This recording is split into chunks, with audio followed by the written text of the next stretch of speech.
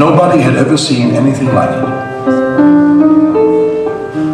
Thompson and Dundee had decorated their forest tonight to start the work of putting Coney Island back together, the dreams of Coney Island and the financial reality of Coney Island and the social meaning of Coney Island to the wider world, but also to the neighborhood in which it resides.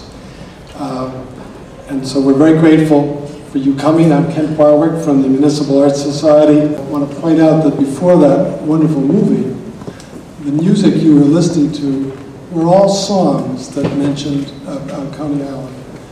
And it strikes me that there are never any songs about 6th Avenue or Wall Street or shopping malls or condominium developments. All the great music of New York, all the great music of our time is always about things that people care about. Give my regards to Broadway and Coney Island, which makes the point. What I want to go through in the next few minutes is just the process that we involved ourselves in the last few days, and it really has been just a few days, a week, and give you a sense of what occurred before all that you're about to see. I don't know what you're seeing. The first thing we did was to have to begin to try to decide that MAS would involve themselves in Coney Island. There was a lot of discussion about what we should do, how we should do it, and the kinds of energy we should focus on. And what we decided was that we would try to look at Coney Island in a completely different way. That we would try to look beyond the specific concerns and try to get some idea, some dream, some vision that went beyond all the things that were being planned, that had been planned. And as some said, please not another plan. This is not another plan, but it is another, and we hope, an exciting idea. There we go. So the first thing we did was to invite people, about 14 architects, designers, set designers, sculptors, planners, landscape architects. We brought them all together to see if they could help us imagine Coney Island. And so we had a day of briefing where we had prepared some planning information before that so that they would have some sense of what they were doing. They then went away for 2 weeks, and then we brought them back 2 weeks later. But before that, we did 2 other things. We created 2 workshops, one in Coney Island and one in Brooklyn, where we invited people to come and to contribute their ideas, what they thought Coney Island should be. It's a diamond, it has to be put in the right setting. You have one of the finest natural beaches in the world. It's magic. But the thing is that you have to realize what you have. If you don't realize what you have and work at making it better, you're very foolish.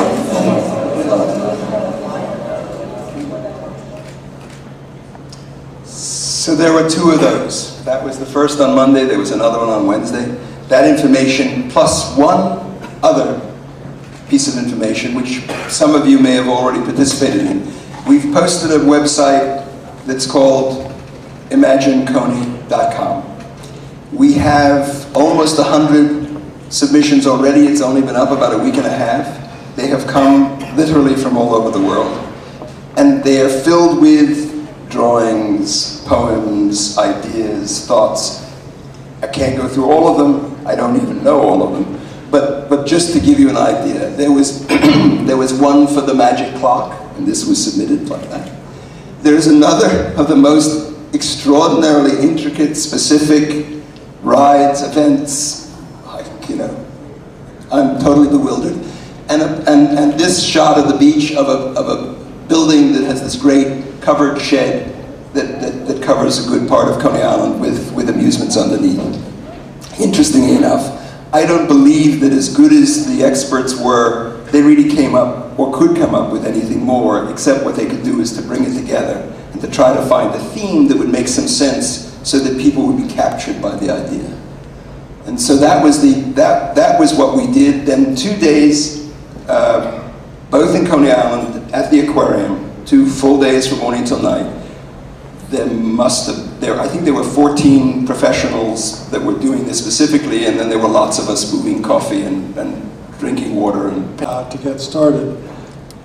It was thought that I should probably say something about the meeting we had today with the city. I'd say that the city was attentive and intelligent and clearly understand the issues, and this could not necessarily have been said of prior administrations. So I think we're all lucky that we have an administration that really gets it at some level. That doesn't mean they necessarily will come to be in exactly the same place we are, but it was a very good beginning, and a sign of it was that we were invited back in a couple of weeks to save war. So now, to say a little something to you, David Malmuth.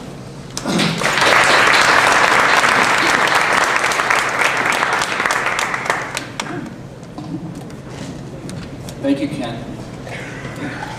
It's thrilling to be here, to have the opportunity to talk with you all about the potential for Coney, and I'm humbled because I'm aware that so many of you have spent so much of your time, in many cases your whole lives, thinking about, hoping for the revitalization of Coney Island. So we offer the ideas that we're going to bring forward with great humility.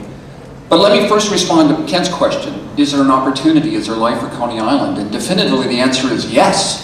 We believe that there's a great potential for an amusement attraction in a park of $3.5 to $4 million, minimally, predicated on doing it well, doing it wonderfully, doing it in an exciting fashion consistent with the history of Coney Island. And we said that very clearly to the deputy mayor. We said it very clearly to the press. There's huge potential if it's done right. And the second thing we said was, it can't be done in 9 acres. There's no possible way that you can create the variety and the diversity and the joy and the excitement with only 9 acres. Minimally, you need 25 acres to support that level of attendance. And then we said, we think that Coney Island is a world brand. It's tarnished, it's tired, but it resonates with people. You know that. Look around the room. Everybody here knows that.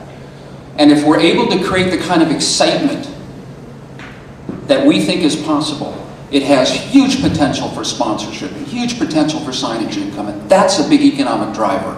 And if we get that all right, all of the surrounding development will enrich the city. So we said to the city, if you believe that Coney Island has the potential that we believe, you should be an investor. Because look what happened with Times Square. Look what that investment in those 13 acres on 42nd Street did. They immediately translated 20 times over the investment that was made by the public sector. And it continues to be a huge economic generator for the city. We believe Coney has that kind of potential as well.